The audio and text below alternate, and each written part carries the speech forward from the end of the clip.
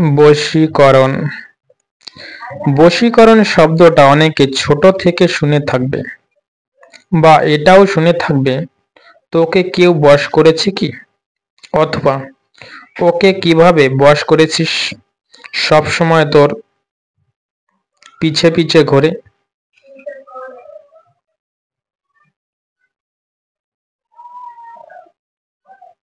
এইসব কথা বাড়িতে বন্ধু মহলে শুনে থাকবে, হয়তো প্রতিবাদ করে থাকবে এই কথার বিপরীতে।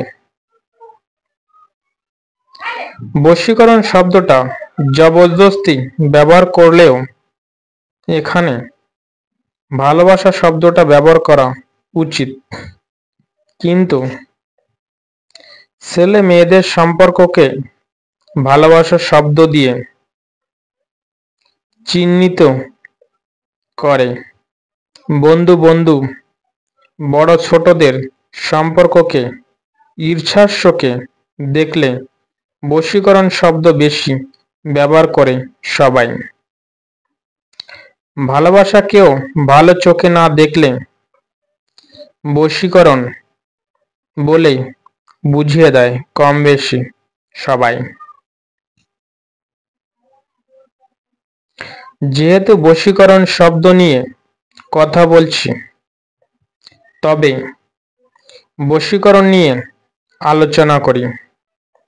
বড় হবার পর কম বেশি সবাই কারো না কারো প্রেমে পড়েছি, অথবা অন্যকে প্রেমে পড়তে দেখেছি।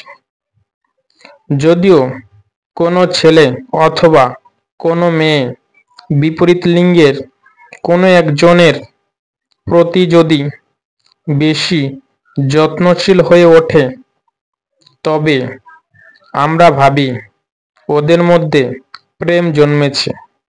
আসলে বিষয়টা হয়তো তা নয়। একজন অন্যজনের কোনো একটা কাজ অথবা অধিক কোনো কাজের প্রতি বিশ্বাস করেন, সাহারা চায়, সাহারা পায়। এইভাবে মনের মধ্যে দুর্বলতা জন্মায়। দুজনার মনের মধ্যে যদি দুর্বলতা জন্মায় উভয়ের প্রতি, তবে বিশ্বাসঘাতকতার কোনো প্রসঙ্গ ওঠে না। যদি একজনের মনে ভালোবাসা, অন্যজনের মনের মধ্যে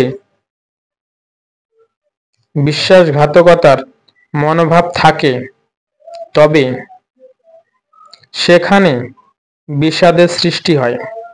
একজন খুব সুখী, অন্যজন পরম দুঃখী।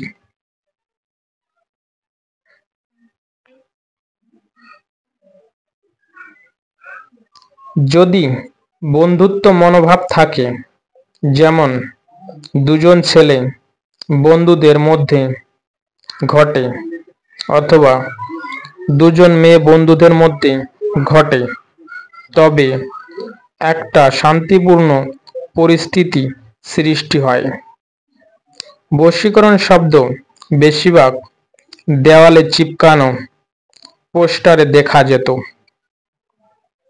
জ্যোতিষীরা গ্যারান্টি সহ বলতো, প্রেমে বাধা, বিবাহে বাধা, শত্রু দমন, সাথে জড়ানো থাকতো বশীকরণ, ভালোবাসার কথা।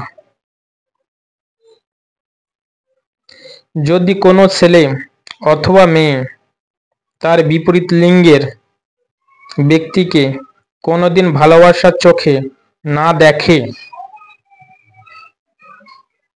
তবে তাকে কি বশ করা যাবে? অথবা যে বিশ্বাসঘাতকতা করেছে সে কি বশ হবে? জ্যোতিষবিদ্যার মাধ্যমে যদিও বশ হয়, তবে তাদের সাংসারিক জীবন কি সুখের হবে?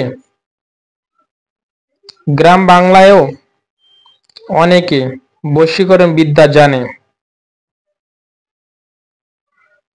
যাদের লোকে ভয় পায় তাদের সাথে স্বাভাবিক আচরণ করলেও ভিতরে ভিতরে তাদের নামে একটা চাপা গুঞ্জন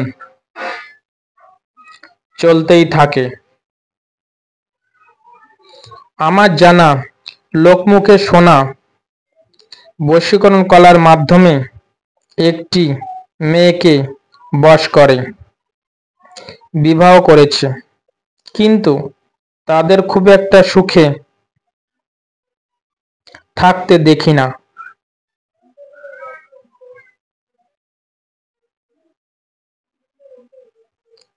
কোনো কিছু পাওয়ার আগে যে আগ্রহ থাকে, পাওয়ার পর আগ্রহের জায়গায় অনীহা বেশি দেখা যায়।